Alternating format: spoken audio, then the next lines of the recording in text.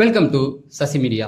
இந்த வீடியோவில் என்ன பார்க்க போகிறோம் அப்படின்னா, திவ்யா மாஸ் பண்ணிட்டாங்க, வீட்டையே கொளுத்தி போட்டுட்டாங்க. இன்னைக்கு காலையிலேருந்து இந்த லைவ் அப்டேட்டில் உள்ள எல்லா விஷயத்தையும் நம்ம பார்க்க போகிறோம். முக்கியமாக இந்த ப்ரொமோ வந்ததில் பார்த்து எல்லாருமே சில பேர் திவ்யா மேலே தான் தப்பு, அவங்க கத்தக்கூடாதுன்னு சொல்லிட்டு இப்போ அவங்க கத்துறாங்க அப்படிங்கிற மாதிரிலாம் பேசுகிறாங்க. அதெல்லாம் ஒன்றுமே கிடையாது. திவ்யா பக்கம் தான் நியாயம் இருக்குது. அதை இந்த வீடியோவில் பார்க்க போகிறோம். நீங்கள் இன்னும் நம்ம சேனலை சப்ஸ்கிரைப் பண்ணலாம், சப்ஸ்கிரைப் பண்ணிட்டு இந்த வீடியோவை லைக் பண்ணிடுங்க.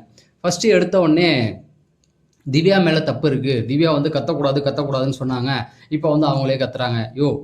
டாஸ்க்கு அவங்களுக்கு கொடுத்த டாஸ்க் அது, அதாவது விஜய் சேதுபதிட்டையும் அங்கேயும் பேச வேண்டிய ஒரு டாஸ்க், அவ்வளோதான். அதை முடிச்சுட்டு வீட்டுக்குள்ளே வந்தாங்களா, அவங்க கொடுத்த டாஸ்க்கை அவங்க பண்ணிட்டாங்க, அவ்வளோதான். அதுக்காக அது அன்னையோட முடிஞ்சு போச்சு. அதுக்கப்புறமேட்டுக்கு தினைக்கும் அவங்க கத்துறாங்க. அவங்க என்ன லக்ஸரி ஹவுஸ்குள்ளே போய் சொகுசாக இருக்க போயிருக்காங்களா? பிக் பாஸ் வீட்டுக்குள்ளே போயிருக்காங்க, ஓகேங்களா? போனால் அங்கே சண்டைகள் வரும், கத்தி தான் ஆகணும். அப்போ ஆப்போசிட்டில் இருக்கவங்க கத்தாமல் இருக்கணும், புரியுதுங்களா? அப்போ இவங்க சொல்லலாம். இவங்க வந்த உடனே சொன்னாங்க, ஆர்கியூமெண்ட்டை எடுத்து வைங்க, நம்ம உட்காந்து பேசலான்னு சொன்னாங்க. அந்த மாதிரி யார் அவங்ககிட்ட ஆர்கியூமெண்ட்டை எடுத்து வச்சுது? கத்திக்கிட்டு தானே இருக்காங்க. நம்ம பார்வதியே இருக்கட்டும், அவங்க ஒரு விஷயத்தில் இப்போ மாட்டிக்கிட்டாங்க. பிரியங்காவை ஒரு பெரிய கெட்ட வார்த்தையில் திட்டாங்க நேற்று. அதை அடுத்த வீடியோவில் நான் தனியாக உங்களுக்கு போடுறேன், அப்போ தான் அது ஃபுல்லாக புரியும். அப்போ அப்படி கத்தும்பொழுது என்ன பண்ண முடியும்? புரியுதுங்களா? சரி, இப்போ போனவங்க எல்லாம் ஒன்று சொல்லிட்டு போனாங்க, அதையே வீட்டுக்குள்ளே பண்ணிட்டாங்களா? இப்போ அதெல்லாம் எடுத்து பேசிக்கிட்டு இருக்கீங்களா நீங்கள்?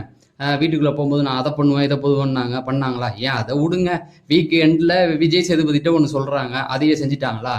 அது அன்னையோட முடிஞ்சு போச்சு, புரியுதுங்களா? அந்த ஒரு வார்த்தையை பிடிச்சிட்டு வருஷம் ஃபுல்லாக எடுத்துகிட்டு போக முடியாது. அதெல்லாம் ஓல்டு கண்டென்ட், அப்படியே விரட்டி விட்டுறணும், புரியுதுங்களா? ஒவ்வொரு நாளும் ஒவ்வொரு சம்பவம் போயிட்டு இருக்கு. சரி, இதில் திவ்யா மேலே ஏன் நான் ரைட்டுன்னு சொல்கிறேன் அப்படின்னு பார்த்தீங்கன்னா, இந்த வீட்டுக்குள்ளே இருக்கிற எல்லாரையுமே வெளியில் வர வைக்கிறாங்க இல்லையா? ஒரு காலத்தில் வாட்டர் மிலனை நம்ம கொண்டாடணும், பார்வதியை கொண்டாடணும். ஏன் கொண்டாடணும்? அன்புக்கு அங்கே எதிர்த்து ஒரு கேம் விளாண்டாங்க, கொண்டாடணும்.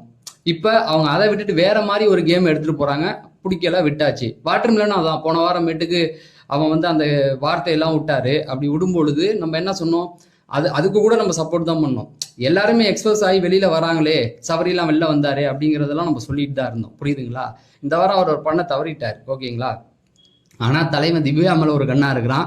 அது பெரிய கண்டென்ட் கிடைக்கும், கூடி சீக்கிரம் பாருங்களேன், திவ்யா கூட சேர்ந்துருவான் அப்படிங்கிறது தான். சரி, இது ஒரு பக்கம் இருக்கட்டும்.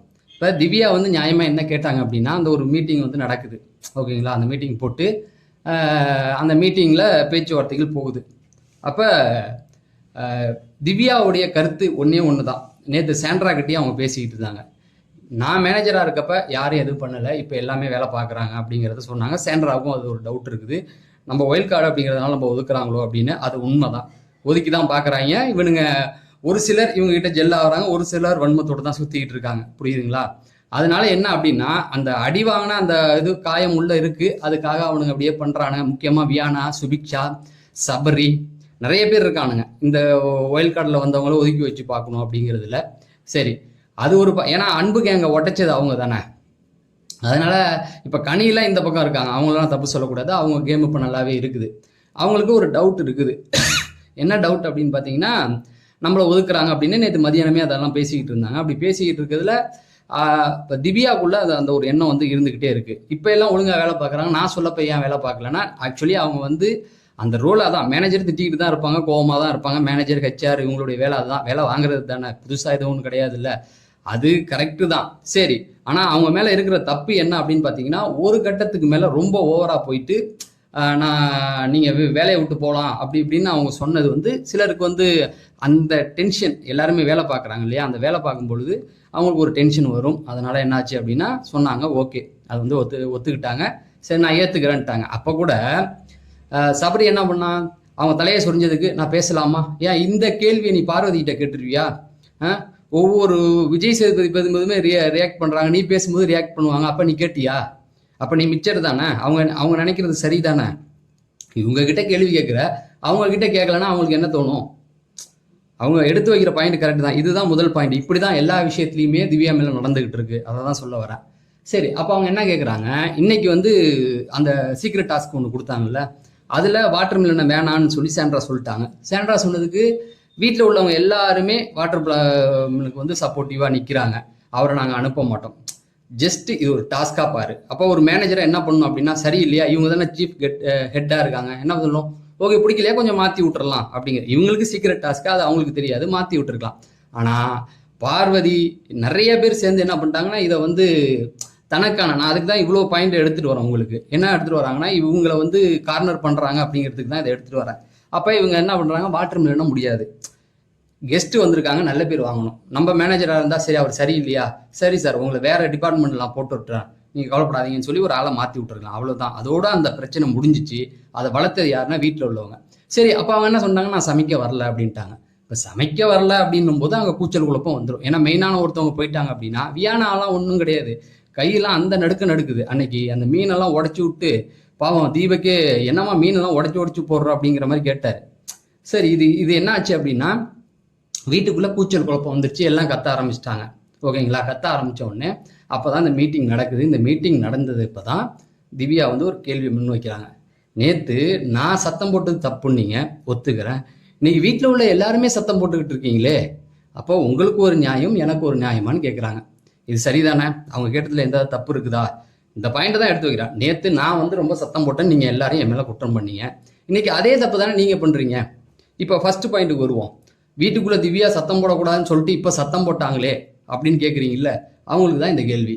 இப்போ நேற்று எல்லாம் என்ன சொன்னாங்க, திவ்யா சத்தம் போடுறேன்னாங்கல்ல, இன்னைக்கு அவங்க சத்தம் போட்டிருக்காங்களே, அப்போ என்ன தப்பு? அப்போ யார் மேலே தப்பு அதை சொல்லுங்கள். ஓகேங்களா, இந்த பாயிண்டை எடுத்து வச்சதுக்கு தான். அதுலேயும் வந்து சாண்ட்ரா கேட்டதுக்கு தான் கொஞ்சம் அவங்க கேட்டாங்க. சாண்ட்ரா வந்து இப்படி மாற்றி தர சொன்னாங்க, நீங்கள் வந்து பண்ணலை அப்படின்னும் போது அப்போ கமருதீன் சொல்கிறான், கம்மு மாமா சொல்கிறாரு பாருங்க, என்ன சொல்கிறார் அப்படின்னா, நீங்கள் வந்து நியாயமாக கேட்ட, நீ பேசுகிற நியாயத்தை அதை தான் அவங்களும் கேட்டாங்க. அவங்க 28 நாளுக்கு பின்னாடி போயிட்டாங்க, அவங்க பார்த்ததை வச்சு தான் அவங்க கேம் விளையாடுறாங்கன்னு வச்சுக்கோங்க. அவங்க கேட்குறாங்க, அதை வந்து நீ சொல்லுவியா? நியாயம் தர்மத்தை பற்றி நீ பேசுவியா? போன வாரம் வரைக்கும் நீ என்ன பண்ண? வாட்டர் மில்லனா அடிக்க போனேன், அவன் மேலே தப்பு இல்லைன்னா புல்லிங் எவ்வளோ கேவலமாக பேச முடியுமோ பேசினேன், நீ நியாயத்து பக்கம் நின்று ஆளா? நீ அதை முதல்ல சொல்லு. நியாயத்து பக்கம் அவன் தானே சொன்னான் உனக்கு பொம்பளை பிடிக்குன்னு, அப்போ அதை ஏற்றுக்குவியா? அதெல்லாம் ஏற்றுக்குவியா நீ? அதை கேட்க போனது தான் அவங்க மேலே தப்பு. இந்த பக்கம் துஷார் எழுந்திரிச்சிட்டான். அதாவது கான்வர்சேஷன் அவங்க 2 பேருக்கு போயிட்டு இருக்கு, இவன் ஏஞ்சி நீங்கள் கத்துறீங்க அப்படின்னு சொல்லி துப்பிட்டான். எச்சிலாம் மேலே அடிச்சுட்டு அவங்க சொல்கிறாங்க, ஏய் மேனஸ் தெரியலையே உனக்கு அப்படின்றாங்க. அப்பயும் அவன் கண்ட்ரோல் ஆக மாட்டான். கோவப்படுறது தப்பு கிடையாது, கோவப்படு. நீ கேட்க வேண்டியது அவங்க நின்னதுக்கு அப்புறமேட்டு நீங்கள் வந்து கோவப்படக்கூடாதுன்ட்டு நீங்கள் கோவப்படுறீங்களே, முடிஞ்சு போச்சு, அதுக்கு அவங்க பதில் சொல்லி தான் ஆகணும். ஓகேங்களா, இங்கே பிரச்சனை கமருதீனுக்கும் அவங்களுக்கும் தான் போயிட்டு இருந்தது. இவன் சம்மந்தம் இல்லாமல் எந்திரிச்சு பேசுகிறன்ட்டு ஏதோ அவன் பாருங்க வீரத்தெல்லாம் எப்படி காட்டிக்கிட்டு இருக்கான் பாருங்க. நீ என்ன காட்டினாலும் வேலை கிடையாது ராஜா, கண்டென்ட் கிடையாது, உன்னை அடித்து தான் அனுப்ப போகிறாங்க, ஒன்றும் பெரிய இதெல்லாம் கிடையாது. நீ அரோரெல்லாம் ரம்யா எல்லாரையும் அடித்து தான் அனுப்ப போகிறாங்க. ஓகேவா, நீ பேசுறது ரைட்டு தான், நான் உன்னோட உரிமையை தப்பு சொல்ல. ஏந்திரிச்சு நீ வந்து கத்துறீங்கன்னு சொல்கிறல்ல, நீங்கள் கற்றுக்கூடாதுன்னு சொல்லிட்டு கத்துறீங்களே அப்படின்னு தான் நீ கேட்குற. நீ ஏன் அதை கத்தி சொல்கிற? நீ பொறுமையாக அதை சொல்லலாம்ல. அப்போ அவங்க தப்புன்னா நீயும் தப்பு தானே. அவங்க மேலே எச்சிப்படுது அப்படின்னும் போது என்ன பண்ணணும்? இதை தானே நீ கமருதீன் டீம் பண்ண, நான் எங்கே போனாலும் கூட வருவேன்னு சொன்னேன். இப்போ ஒருத்தவங்க எய்தாப்பில் நிற்கிறவங்க மேலே எச்சிப்படுதுன்றாங்க, அப்போ நீ என்ன பண்ணியிருக்கணும்? ஸோ இதுதான் சொல்கிறேன், இன்னைக்கு இந்த விஷயத்தை பொறுத்த வரைக்கும் திவ்யா மேலே தான் நியாயங்கள் இருக்குது.